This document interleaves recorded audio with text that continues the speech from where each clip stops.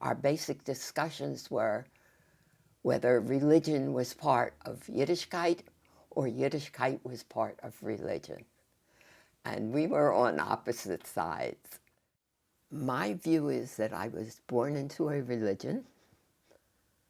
I guess I had a certain relationship with God because I was Jewish, and that the things that the religion told me to do were important. Kadia didn't feel that way.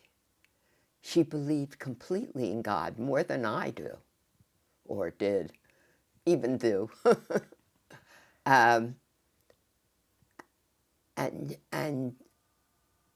she always talked to him, as a matter of fact, or her, or it.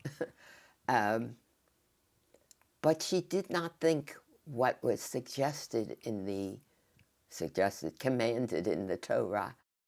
She believed in reaching out to her fellow man. She believed in justice.